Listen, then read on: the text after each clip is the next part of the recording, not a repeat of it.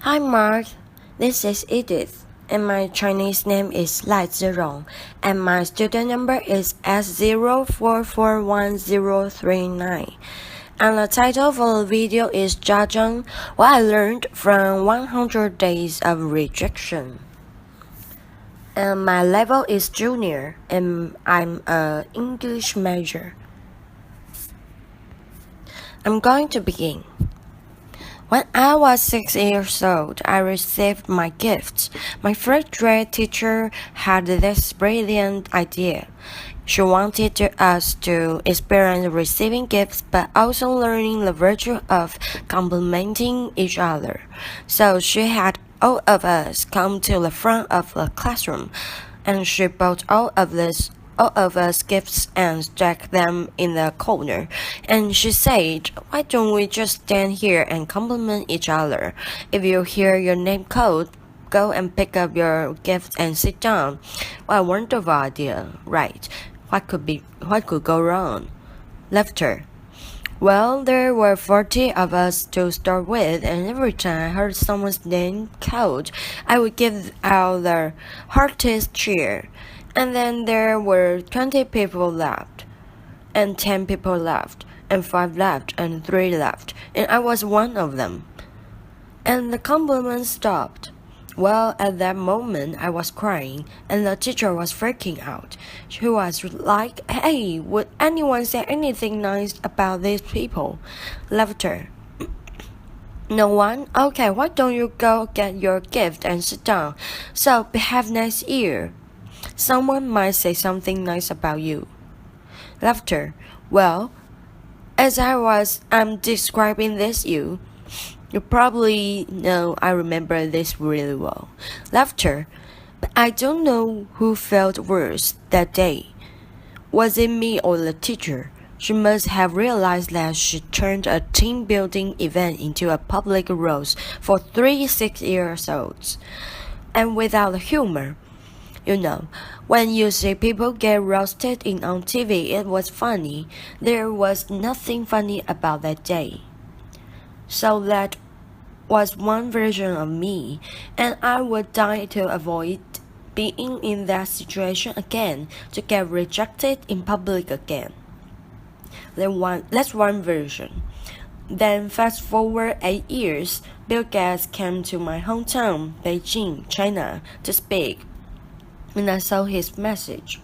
I fell in love with that guy. I thought, wow, I know what I want to do now. That night, I wrote a letter to my family telling them by age 25, I would build the biggest company in the world, and that company would buy Microsoft. Laughter. I totally embraced this idea to conquering the world. Domination, right? I didn't make this up. I didn't write that letter. I did write that letter, and here it is. Laughter. You don't have to read this through. Laughter. This is also handwriting, but I did highlight some key words. You get the idea. Laughter. So, that was another version of me, one who will conquer the world. Well, then 2 years later, I was presented with the opportunity to come to the United States. I jumped on it. It's because that was where Bill Gates lived, right? Laughter. I thought that was the start of my entrepreneur journey. Then, fast forward another 14 years, I was 30. Nope, I didn't build that company. I didn't even start. I was actually a marketing manager for a Fortune 500 company.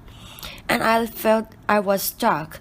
I was stagnant. What is that? Where is that 14-year-old who wrote that letter?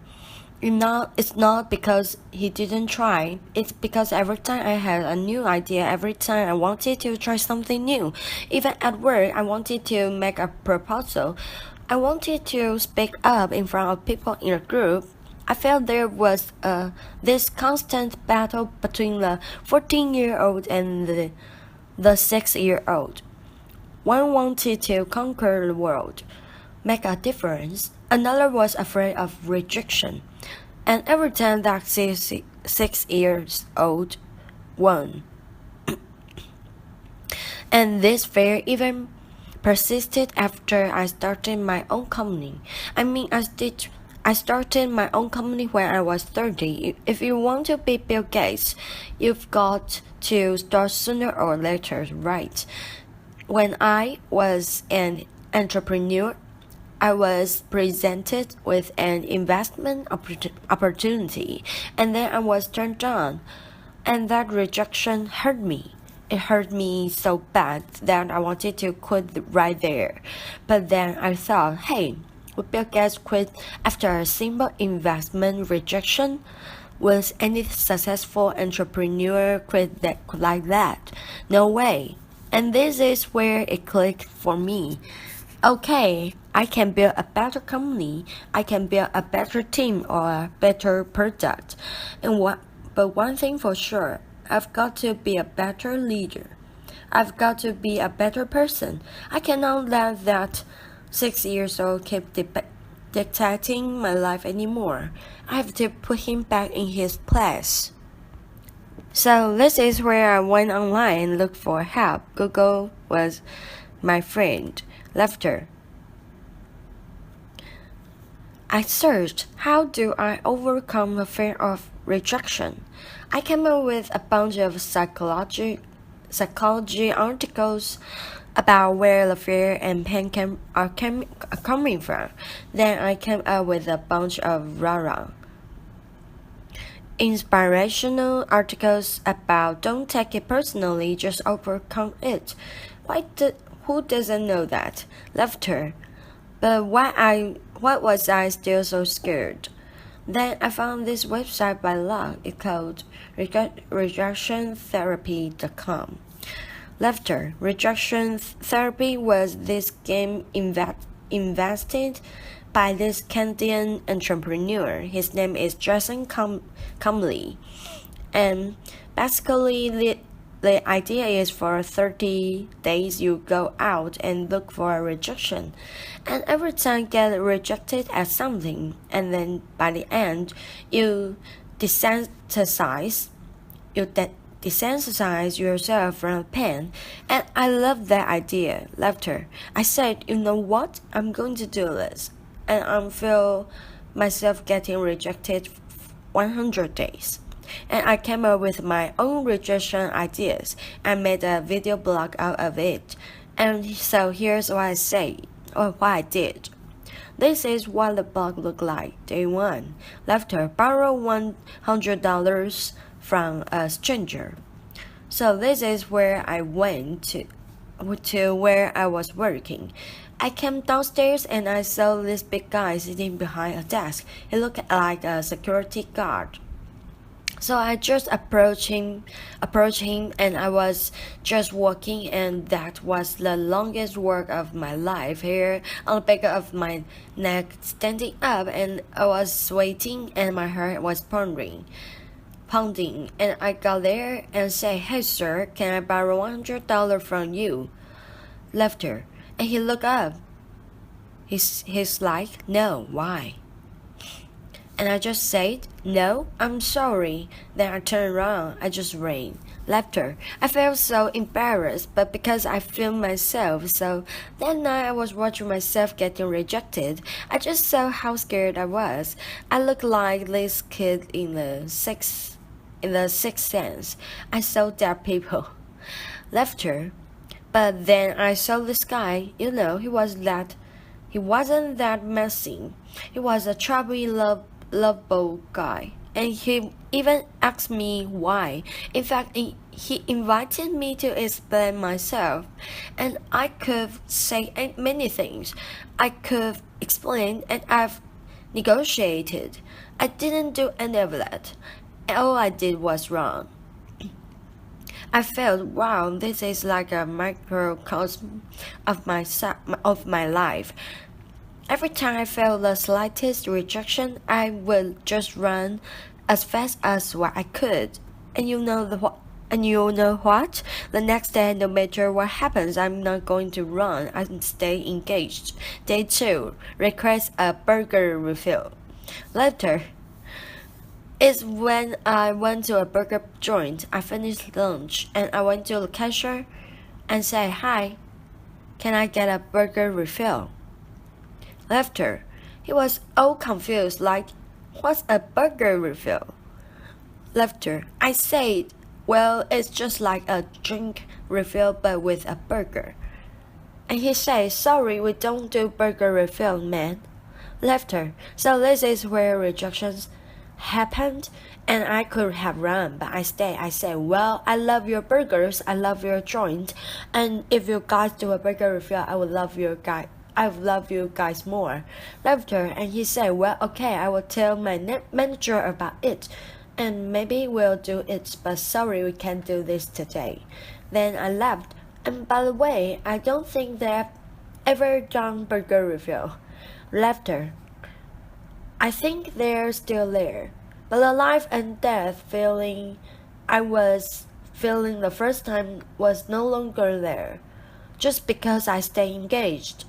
Because I didn't run, I said, "Wow, great. I'm already learning things, great." And then day 3, getting Olympic donuts.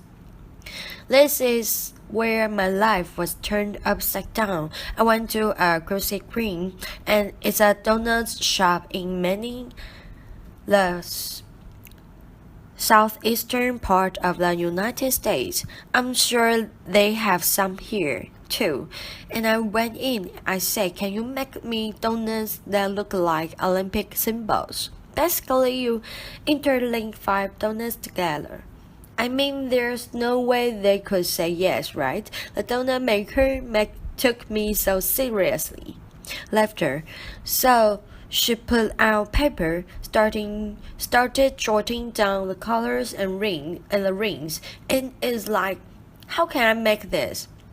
And then 15 minutes later, she came out with a box that looked like Olympic rings. And I was so touched. I just couldn't believe it. And that video got over 5 million views on YouTube. The world couldn't believe that either. Laughter. You know, because of that, I was in newspapers, in talk shows, in everything. And I became famous. A lot of people started writing emails to me and saying, "What you're doing is awesome." But you know, fame and notoriety did not do anything to me. What I really wanted to do it was learn and to change myself. So I turned the rest of my 100 days of rejection into this playground, into this research project. I wanted to see what I could learn. And then I learned a lot of things. I discovered so many secrets. For example, I found if I just don't run, if I got rejected, I could actually turn a no into a yes. And the magic word is why. So one day I went to a stranger's house. I had this flower in my hand, knocked on the door and said, "Hey, can I plant this flower in your backyard?" Laughter. And he said no, but before he could leave, I said, "Hey, can I know why?" And he said, "Well, I have this dog who would dig out anything I put in the backyard. I don't want to waste your flower. If you want to do this, go across the street and talk to Connie. She loves flowers." So that's what I did. I went across and knocked on Connie's door. And she was so happy to see me. Laughter. And then half an hour later, there was this flower in Connie's yard. I'm sure it looks better now. Laughter. But had I left after the initial rejection, I would have thought, well, it's because the guy didn't trust me. It's because I was crazy, because I didn't dress up well, I didn't look good. It was none of those. It was because what I offered did not fit what he wanted.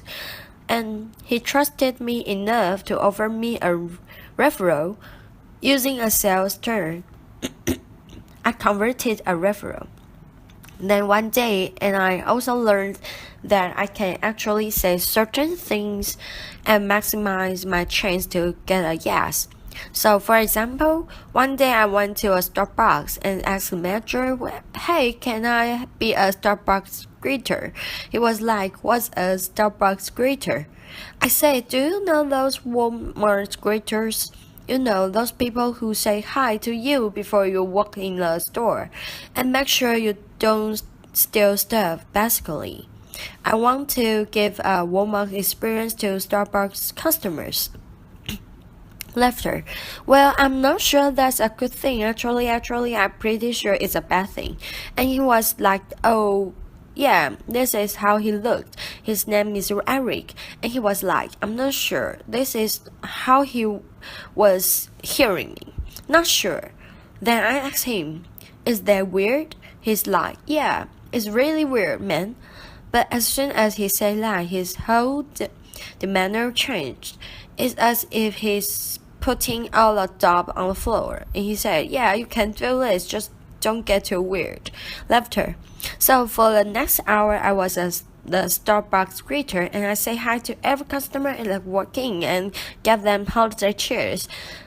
By the way, I didn't know what your career trajectory is. Don't be a greeter. Laughter. I was really boring, but then I found I could do this because I mentioned, "Is that weird?" I mentioned the job that he was having. And because I mentioned, "Is that weird?" that means I wasn't weird. That means I was actually think just like him, seeing this as a weird thing. And again, I learned that if I mention some doubt people might have because I ask a question, I gain their trust. People were more likely to say yes to me. And then I learned I could fulfill my life dream by asking. You know, I came from 4 generations of teachers, and my grandma has always told me, "Hey, Jiang, you can do anything you want, but it's be great if you become a teacher." Laughter. But I wanted to be an entrepreneur, so I didn't. But it has always been my dream to actually teach something. And I say, what if I just ask and teach a college class? I lived in Austin at the time, so I went to the University of Texas at Austin and knocked on the professor's door and say, "Can I teach your class?" I didn't get anywhere the first couple of times, but because I didn't run, I kept doing it. And on the third try, the professor was very impressed. He was like, no one had done this before. And I came in prepared with PowerPoint and my lesson. He said, "Wow, I can use this. Why don't you come back in 2 months? I will fit you in my curriculum." And 2 months later, I was teaching a class. This is me, you probably can see. This is a bad picture. You know, sometimes you get rejected by lightning, you know. Laughter. But wow, when I finished teaching that class, I walked out crying because I thought I could fulfill my life dream just by simple asking. I used to think I have to accomplish all these things, have to be a great entrepreneur or get a PhD to teach. But no, I just asked and I could teach. And in that picture, what you can see, I quote Martin Luther King Jr. Why? Because in my research, I found that people who really change the world, who change the way we live and the way we think, are the people who were met with initial and often violent rejections. People like Martin Luther King Jr., like Mahatma Gandhi, Nelson Mandela, or even Jesus Christ. These people didn't let rejection define them. They let their own reaction after rejection define themselves, and they embraced rejection. And we don't have to be those people to learn about rejection. And in my case, rejection was my curse, was my boogeyman. It has bothered me my whole life because I was running away from it. Then I started embracing it. I turned that into the biggest gift in my life. I started teaching people how to turn rejections into opportunities. I use my blog, I use my talk, I use my book I just published, and I even built in technology to help people overcome their fear of rejection. When you get rejected in life, when you are facing the next obstacle or next failure, consider the possibilities. Don't run if you just embrace them. They might become your gifts as well. Thank you. Applause. This is the end of the video. Thank you for listening.